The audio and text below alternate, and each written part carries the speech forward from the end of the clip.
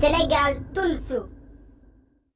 Non mais man façon boy góor jigéen ñi rek laa bañ ndayam. Xool ko yërëm bi nday peeg bi nii. Ah yow tamit ku la tooñoo bul ko tooñ waay xanaa neex.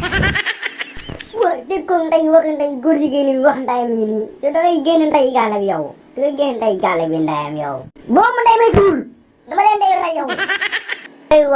waay jile waay am doole moo neex.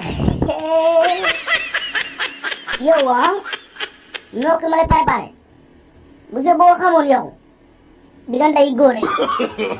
No. kamay noo ko waay.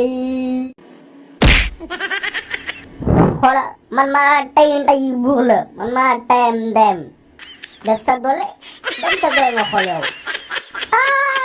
am doole de moom neex na de moom man tey maa dem entraîné ji bokk naa ma am tuuri doole waay. tundeem fexeel bu ma laal rek sa yaram man day laal waaw. xoola man maa tay ndeyam mbaj la maa tay def sa doole man maa tay ndeyam mbaj la ndeyam. No. lii de moom metti na moom man tey maa dem daw sax balaa kii di ma rey fii nii.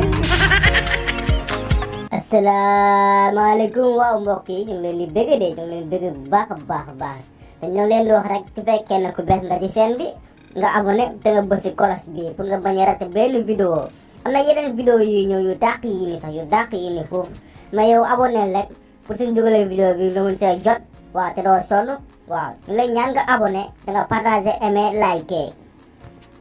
mbokk yi ñu xam lu ñu abonné léegi yow da ngay jéem a bës fii nii xaaral ma la ko.